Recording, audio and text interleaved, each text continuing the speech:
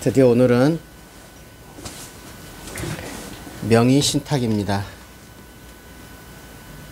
우리 교수님이 명의신탁은 2차에서도 어마어마하게 중요하다고 합니다. 그리고 올해 1차에서도 내년에 반드시 시험에 나온다고 합니다. 자, 명의신탁. 부동산을 계약을 하게 되면은 내 명의로 해야 되는데 남의 명의로 하는 거, 이거를 명의신탁으로 해요. 그런데 1992년에 금융실명제가 시행됐고요. 김영삼 정권 될 겁니다. 그 후로 1995년에 부동산 실명법이 발효가 됐어요. 부동산 실명의자 등기에 관한 법률. 그래서 그냥 부실법이라고 합니다. 우리가 부실법. 그러니까 1995년에 금융도 옛날에는 계좌를 남의 명의로 해도 괜찮았는데 그거를 불법화 시켰고, 그렇게 하게 되면 이 부동산도 남의 명의로 하는 거, 그거를 명의신탁이라고 해요. 오늘 배울 거, 그것도 전부 무효화 시켰던 것입니다. 실명법이 1995년.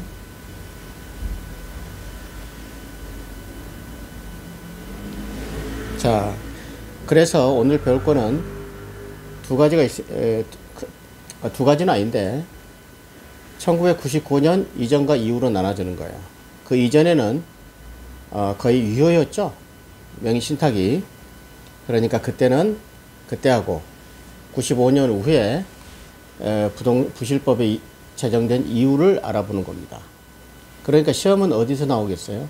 부실법 이후 1995년, 현재 그걸 적용받고 있으니까. 부동산 부실법의 제정 목적, 투기, 탈세, 탈법 행위 등 반사회적 행위를 방지하는 것이 목적이다, 이 얘기죠. 그래서 투기 방지가 목적인 거예요.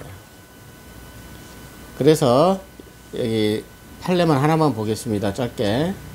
부동산 실명법에 위반되면은 반사회 질서라고 할 수도 없고 불법 원인급여라고 할 수 없어요. 이따 다시 또 설명하겠습니다만은 이건 또 넘어가겠습니다. 그냥. 명의신탁 약정의 효력. 남한테 등기를 못 넘기도록 명의신탁을 했는데 명의신탁 약정도 무효, 등기도 무효. 이걸로 끝입니다. 이따 또 좀 더 설명하고, 제가 오늘은 좀 가망가망, 제가 어제 4시 반까지 공부했어요. 그리고 출근했기 때문에. 그래서 명의신탁 약정은 원칙적으로 금지하는 겁니다. 당연하죠. 그러나 예외적으로 허용하는 게 있어요.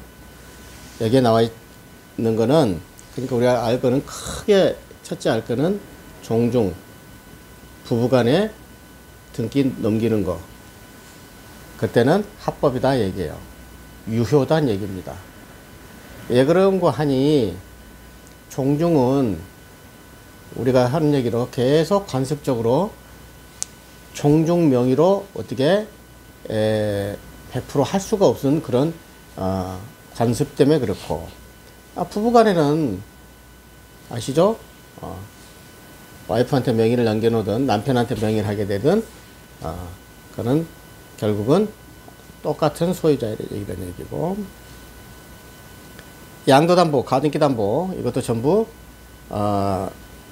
채무 변제를 담보하기 위해 이전받는 거, 이것도 합법이고, 그 다음에 신탁법에 의한 신탁등기, 이것도 합법이죠. 그냥 크게 보면은 부실법에 의한 명의신탁이 있고 신탁법에 의한 신탁등기가 있어요. 그러니까 이 부실법에 의한 명의신탁은 전부 무효, 그 다음에 신탁법에 의한 신탁등기는 유효, 이렇게 보시면 돼요. 그 다음에 상호명의신탁, 그저께 얘기했던 구분소유적 공유관계인 상호명의신탁도 유효. 다 제껴두고 부부와 종중 간에는 명의신탁이 유효하다. 자, 그래서 명의신탁의 약정과 등기 효력 다 무효라고 그랬죠. 약정도 무효. 그 다음에 물권 변동도 무효. 등기도 무효란 얘기죠. 그 다음에 3자에 대한 효력 나오는데, 3자에 대한 관계에서는 유효하죠.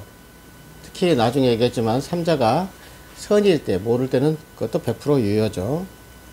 그러나 제3자가 그 수탁자의 처분행위에 적극 가담할 때는 적극 가담 이렇게 나오게 되면 항상 무효 나오는 거예요.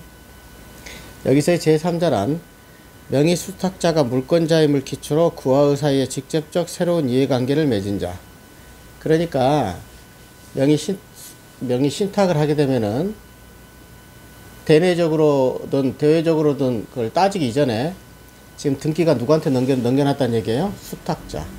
그런데 수탁자하고 A가 있고, 자, 매매계약을 해서 수탁자한테 등기가 넘어왔어요. 근데 수탁자가 다른 사람한테 처분했어요. 그랬을 때는 이 수탁자하고, 왜? 형식적으로는 등기 명의자하고 우리가 계약을 하니까. 그래서 수탁자하고 새로운 이해관계를 맺은 제3자는 보호받는다는 얘기예요. 이해하셨죠? 신탁자는 자기한테 등기가 없잖아요, 이미.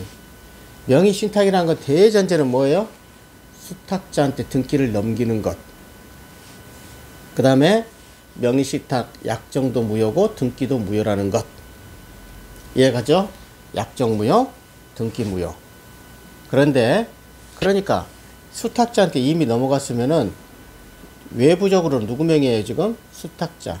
근데 그 수탁자하고 다시 계약을 해서 넘어간 제3자는 명의신탁 했는지 뭔지 알 필요가 없죠. 그래서 유효하다. 근데 신탁자하고 계약을 체결했다면 그 3자가 볼 수 없죠.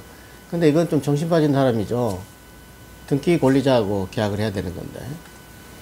근데 이게 학문적으로, 이렇게 수험적으로는 그런 게 중요하게 나오는 겁니다.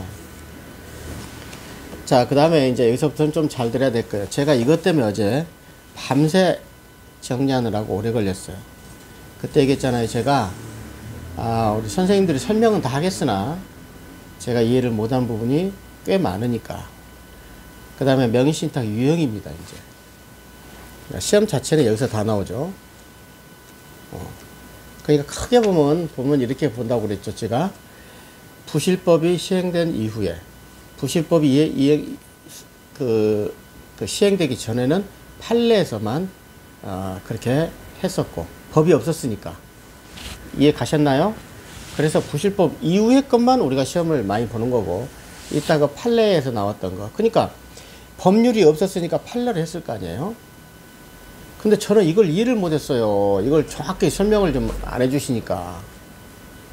뭔 얘기야? 이 두 가지로 책에 보면요, 두 가지로 나와가지고 판례 이론에서는 명의신탁이 유효하다 이렇게 나와버리고, 그럼 판례에서는 유효한데 왜 법에서는 이렇게 막 굉장히 제가 혼란을 겪었단 말이에요. 그래서 제가 정리해 드리는 거예요. 1995년 부실법 이후, 우리가 이후에 살고 있잖아요. 그러니까 우리가 이걸 알아야 된단 말이에요. 이따 다시 한번 또 언급을 하겠습니다. 2자 간 등기 명의신탁, 3자 간 등기 명의신탁, 계약 명의신탁, 이 세 가지가 있어요. 근데 여기서 우리가 미리서 이야기하지만 어떤 경우든 매매계약은 유효합니다. 대전제입니다. 부실법의 최종 목적이 뭐예요? 명의신탁을 무효로 만들게 하는 거예요. 그런데 자, 여기서 잘 아십시오. 원래 매매계약이 있고, 제가 대전제는 뭐라고 그랬어요? 매매계약은 유효하고 명의신탁 약정이 무효라 그랬잖아요. 대전제가. 요걸 이해를 못하면 전혀 이제는 여러분들이 이걸 하게 되면 2차까지 갈 때 굉장히 혼란스러워요. 제가 그래서 10시간 이상을 투자해서 어제 새벽 4시 반까지 이거를 내 나름대로, 이것도 뭐 100% 모르겠어요. 저도 수험생이니까 끝장을 본 겁니다. 자, 그걸 설명합니다. 항상 신탁자 위치에서 봐야 돼요. 제가 전번에도 한번 얘기를 설명했는데 다시 언급 안 하겠습니다. 신탁자가 넘기잖아요. 내가 넘기는 거야. 그러면 2자 간 등기 명의신탁, 용어를 잘 하십시오. 3자 간 등기 명의신탁, 계약 명의신탁 그래요. 2자 간 등기 명의신탁은 거는 내가 쟤한테 등기를 넘겨버리는 거. 2자 간 둘이. 이건 너무 간단한 거죠. 내 건데 너한테로 소유권 좀 넘겨놓고 있어.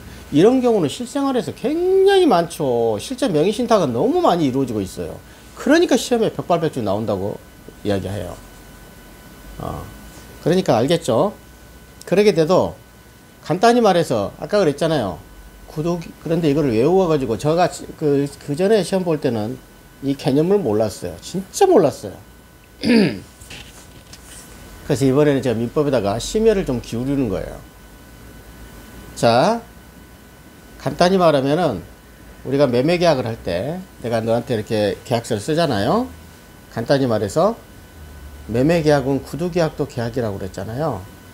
승낙과 청약의 의사 합치만 있으면 매매 계약은 성립해요. 그랬습니까? 안 그랬습니까? 등기하거나 말거나. 그 얘기가 여기서 나오는 거예요. 똑같이. 항상 제가 그랬죠. 매매 계약 자체는 유효하다. 그러나 명의신탁이라는 그 약정이 무효고 또 그걸로 인해서 등기 넘어가는 게 무효다. 이거 이해 못 하신 분들 힘들어요. 그러니까 꼭 하십시오. 이거 항상 신탁자 위치에서 보는 겁니다. 이자간 등기를 명의신탁해서 등기를 너한테 등기를 넘길게. 그러면 어떻게 돼요? 끝. 이걸로 전부 약정도 무효고 물권 변동도 무효예요. 그래서 신탁자는 어떻게 되겠어요? 그게 무효가 됐어. 넘겨놨는데. 그럼 어떻게 됐어요? 소유권에 기한 방해배제 청구권 행사해서 수탁자 명의의 등기를 말소하거나 다시 진정 명의 회복을 원인으로 한 소유권 이전 등기를 구할 수 있다. 이런 얘기죠. 내가 저한테 등기를 넘겼는데 정부에서 이걸 전부 무효라 시키니까 다시 돌려야 될 거 아니에요? 그래서 그 소유권을 말소시키든가 진명 회복 등기, 이전 등기. 자, 그때 설명을 했죠. 소유권에 기한 말소 등기하고 진명 회복 등기는 소송물이 동일하다. 끝. 3자간 등기 명의 신탁. 이제 3자간이 등기 신탁. 항상 신탁자 위치에서입니다. 신탁자가 항상 매도인이 있고 신탁자가 있고 밑에 수탁자가 있어요. 내가 수탁을 해준 사람이. 그런데 항상 신탁자 위치에서 벌어오는 얘기예요. 왜? 내가 넘겨주는 사람이니까. 내 의사가 들어가 있으니까. 그런데 자, 3자간 등기 명의 신탁이에요. 계약은 잘 보세요. 내가 매도인하고 계약을 해요. 내가 지금 매수인이자 신탁자입니다. 근데 등기는 누구한테 해놔라고 한단 말이에요? 수탁자한테, 제3자한테. 계약은 신탁자, 등기는 수탁자 명의로. 이걸 제3자 등기 명의 신탁을 해요. 근데 저는 여기서 고민한 게 이제 이걸 정리하려고 제3자한테, 수탁자한테 등기를 명의하는 거예요. 등기. 간단히 말해서 계약은 수탁자. 이제 정리합니다. 법률적으로 매매계약 당사자는 누구다? 매도인과 신탁자. 그런데 등기는 누구 소유로 한다? 수탁자. 그러니까 결론적으로 이야기하면은 3자간 등기 명의 신탁이든 2자간 등기 명의 신탁이든 3자간 등기 명의 신탁이든 계약 명의 신탁이든 동일한 건 딱 한 가지예요. 무조건 명의는 누구로 한다? 수탁자로 넘긴다는 거지. 그러니까 명의신탁이죠. 그 다음에 이 전체를 통과하는 건 뭐겠어요? 명의신탁, 매매계약은 유효하다. 이해 가십니까? 그래서 잘 보세요. 3자간 등기 명의신탁은 신탁자가 매도인과 계약을 했어요. 그 등기를 수탁자한테 넘겼어요. 그런데 이 매매계약은 유효하지만 신탁자하고 수탁자한테 했던 그 둘 간의 관계, 명의신탁 약정, 위임 약정, 뭐 물권 변동 약정, 모든 건 다 무효잖아요. 이해 가셨어요? 그러니까 그렇게 되면 어떻게 되겠어요? 여기 나옵니다. 신탁자는 쉽게 얘기해서 매도인을 상대로 이제는 다 무효가 됐으니까 매매 계약은 유효니까 나한테 소유권을 넘겨들 주세요 라고 할 수도 있고, 그 다음에 이미 항상 얘기했잖아요. 수탁자한테 등기가 넘어갔으니까 매도인을 대위해서 말소 등기하는 거예요. 왜 그런 거 아니? 매도인과 신탁자하고 계약을 해서 매매 계약은 유효한데 그 나머지가 전부 무효가 돼 버렸으니까 소유권 넘겨달라고 할 수 있고, 그런데 이미 이 사람이 돈은 다 지불하고 누구한테? 수탁자로 등기가 넘어갔잖아요. 그러니까 등기를 말소시키게 하거나 수탁자 명의 등기를 말소시키거나 이거 안 봐도 됩니다. 매도인한테 소유권 이전 등기를 해야 될 거 아니에요. 근데 쉽게 말해서 수탁자한테 직접 소유권 말소 등기를 못 한다 그 말이에요. 왜? 당사자가 아니잖아요. 수탁자는 다 무효가 됐으니까. 그래서 대위 말소 등기 한다 그럽니다. 매도인을 대위해서 말소 등기 한다. 왜 그러냐면 이것도 잘 알아셔야 돼. 이거 알겨. 근데 이론적으로는 이미 다 넘겨가는 거 수탁자 명의로 등기가 다 무효라 그랬잖아요. 그럼 소유권은 누구한테 넘어가 버렸어요 지금. 무효하게 되면 뭐가 된다고 그랬어요 제가. 원상복귀예요. 매도인한테 지금 소유권이 넘어가 버렸어요. 그럼 신탁자 입장에서는 소유권 인정, 그럼 나한테 너고 나고 계약했던 계약은 매매 계약은 유효자잖아. 근데 명의신탁 한 게 무효잖아. 등기도 무효고. 그러니까 나한테 넘겨줘. 근데 지금 현재 넘긴 사람은, 등기를 해준 사람은 매도인과 수탁자 관계잖아요. 그러니까 본인이 신탁자가 직접 말소 등기는 하지 못해요. 당사자가 아니기 때문에. 당사자 적격을 결의해서. 그래서 대의 말소 등기를 한다는 거예요. 오래 설명했는데 이해하셨죠? 그 다음에 계약명의 신탁이 있어요. 심지어 이거는 이렇게 하시면 돼요. 왜 계약명의 신탁을 했을까? 그 전에는 2자간 등기명의 신탁. 말을 잘 해야 돼요. 3자간 등기명의 신탁. 근데 갑자기 계약명의 신탁 이렇게 나왔어요. 자, 아까 얘기했죠? 무조건 소유권 이전 등기는 누구한테 넘어간다? 수탁자 앞으로 넘어가요. 이거는 100% 어떤 경우든 그래요. 등기 넘기려고 한 거니까. 그러니까 여러분들 아까 얘기했잖아. 대전제는 뭐겠어요? 매매 계약은 유효하다니까. 누가 계약을 했든 간에. 근데 그 약정, 명의 신탁 약정 자체가 무효라고요. 그런데 신탁자가 내가 좀 불편하니까 네가 계약까지 넘겨버리는 거야. 계약까지 명의 신탁을 하는 거야. 그러니까 이거는 여기 속에는 뭐가 있다? 당연히 등기도 명의 신탁을 하는 거고 계약도 명의 신탁하는 거예요. 제가 이거를 정리하느라고 오래 걸렸어요. 그래서 계약 명의 신탁은 뭐다? 등기 플러스 계약까지. 그러니까 네가 계약을 가서 좀 해, 이런 얘기예요. 그래서 이제 계약 명의 신탁자는 항상 신탁자 입지입니다. 이걸 중요해요. 이거 제가 그냥 혼자 이렇게 창안한 거예요. 물론 선생님이 다 해줬겠죠. 그러나 진도 때문에 그랬었겠죠. 그러니까 계약 명의 신탁은 이제는 계약까지 네가 해달라고 그랬으니까 수탁자가 계약 당사자예요. 매도인과 수탁자. 이해하셨죠? 그렇게 되면 이제는 자 봐요. 매도인이 있고 신탁자가 있고 수탁자가 있어요. 수탁자하고 매도인하고 직접 계약을 했어요. 그러면 매매 계약은 유효죠? 간단히 말해서 이 등기도 이제는 유효해요. 아까는 무효였는데. 왜 그냥? 매도인이 입장에서는 지금 아까 신탁자가 빠지고 수탁자가 직접 계약을 했잖아요. 그러니까 항상 매매 계약은 유효라니까. 이해하셨죠? 신탁자한테 유효란 말이에요. 수탁자하고 계약도. 근데 원래 그 사람이 등기를, 아까는 신탁자가 계약을 하고 명의를 수탁자로 하자니까 물권 변동도 무효고 약정도 무효라는 거고, 이제는 신탁자가 직접 계약을 했으니까 매매 계약도 유효하고 등기도 유효한단 말이에요. 단 또 하나는 있어요. 매도인이 명의 신탁 약정이라는 걸 몰랐을 때, 매도인이 선의일 때, 알았으면 아닌 거죠. 이거는 그냥 뒤에서 약간 나오는 거고, 꼭 근데 알아야 될 부분이죠. 이해하셨나요? 그래서 요거 정리가 돼야 되지, 안 그러면 한 발자국을 못 나가요. 계약 명의 신탁은 어렵기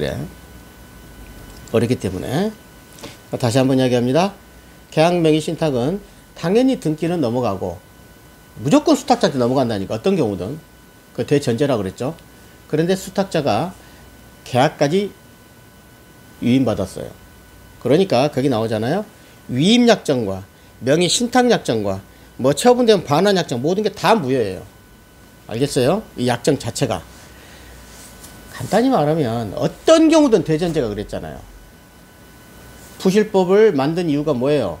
명의신탁 하지 말라고. 그러니까 명의신탁 약정은 무효란 말이에요. 그러니까 여기서 여러 개 나오는 거예요. 그냥 위임약정, 신탁약정, 반환약정 다 무효다. 당연한 거죠.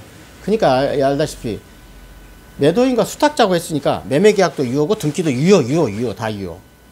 이걸로 끝나는 거예요. 그러나 신탁자고 이건 볼 필요도 없는 건데 신탁자하고 수탁자 간의 명의신탁 약정은 등기도 무효 다 무효라니까. 애초부터 이 대전제가. 그러니까 이 대전제를 모르면 제가 그걸 시험 떨어질 때 이걸 몰랐다니까요. 막 문제만 풀다 보니까 시간이 촉박하고. 이해가셨죠? 그래서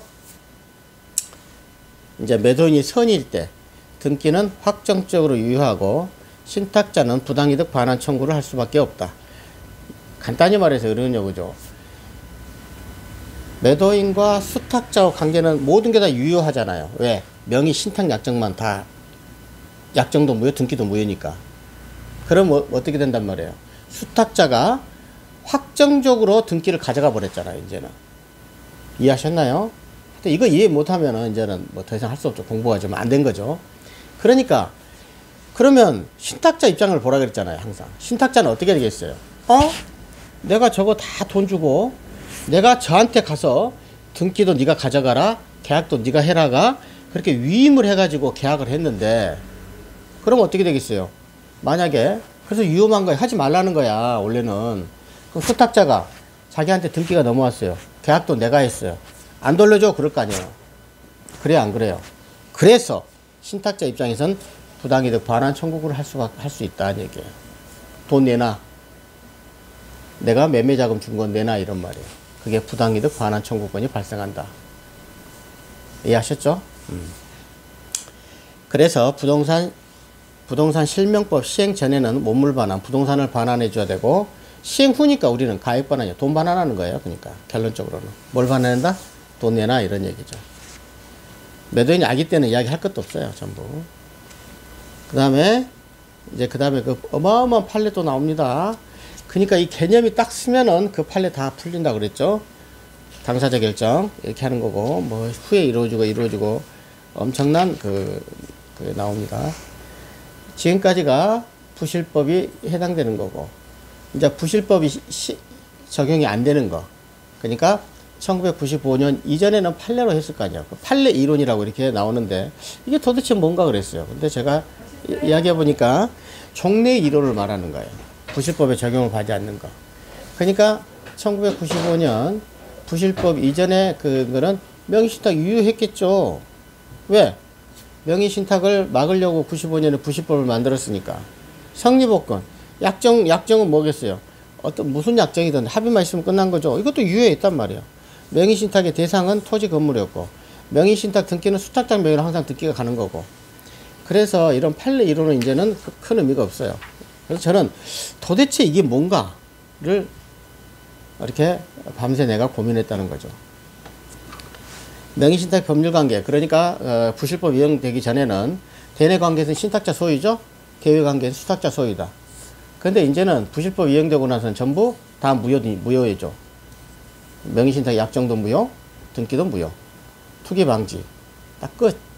그래서 대내적 관계는 여전히 신탁자가 소유하고 있죠. 당연히. 대외적 관계는 수탁자가 소유죠. 이렇게 이거 반드시 얘기해야 됩니다.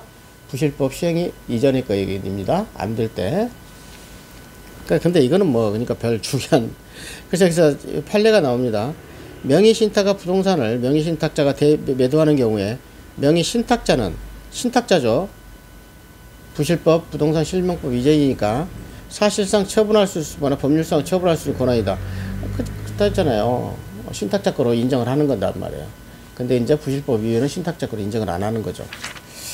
그 다음에 수탁자 처분. 수탁자 소유권 갖고 있으니까. 그리고 또 이게 나오는데 이거 가지고 나오죠. 제3자가 적극 가담한 경우는 제3조 위반으로 무효가 될 수 있다. 다시 한번 명의신탁 약정은 반사회 질서나 103조나 그 다음에 불법 원인구역 740 몇 조인가 불법 원인급여에 해당하지 않아요. 불법 원인급여나 반사회 질서가 뭔지 모르는 사람들은 이거 이제는 못 따라옵니다. 저를 쭉쭉쭉 나가니까 해야 되는 거고. 그 다음에 이야기하는 거고. 신탁관계를 이게 지금 이야기하는 건 지금 부실법 이전을 말하는 거예요. 신탁관계를 해소하는 거는 일방이 사망할 때 누가 죽었는데 그 신탁관계 유지될 수가 없는 거죠. 명의신탁을 해지할 때 그렇게 신탁자는 언제든지 해지할 수 있겠죠. 부실법 이전에는. 근데 그 이후에는 저절로 무효가 되니까 의미가 없는 거고. 그러니까 이거 지금 판례 이론이 뭔가를 제가 어제 밤새 4시간, 5시간 정도 고민한 제가 그 결과를 여러분들한테 지금 공유해 드리는 거예요. 여러분들 합격하시라고. 자, 항상 이런 게 다 마무리합니다. 신탁자 명의신탁은 2자간 등기 명의신탁, 3자간 등기 명의신탁. 자, 눈을 딱 감고 여러분들 하세요. 계약 명의신탁이 있어요. 자, 첫 대전제. 매매계약은 어떤 경우든 유효하다. 여러분들이 매매계약은 뭐라고 그랬어요? 청약과 승낙의 의사 합치만 있으면 매매계약은 성립해요. 계약금을 주든 말든, 잔금을 주든 말든, 등기하든 말든 매매계약은 유효해요. 명의신탁에서 매매계약은 유효해요. 그러나 무효는 뭐다? 약정이 무효고 등기가 무효다는 얘기예요. 꼭 아셔야 되고. 그 다음에 반드시 등기 누구한테 명의 들어간다? 수탁자한테 들어간다. 2자간 등기 명의신탁은 내가 너한테 등기 넘길게. 이게 2자간 등기 명의신탁이에요. 결론적으로 얘기해서 그 사람한테 넘어갔어요. 그러나 넘어간 것도 이것도 전부 무효로 본다는 얘기예요. 두 사람 간의 매매 계약, 계약 자체만 유효하고 3자간 등기 명의신탁. 3자간 등기란 말이 나오잖아요. 등기를 넘겼어요. 수탁자 앞으로. 그래서 이거는 계약 당사자가 등기만 너한테 넘길게. 그 말 속에는 매도인과 신탁자가 계약을 했다는 거. 자, 첫 번째 계약 당사자는 누구다? 신탁자.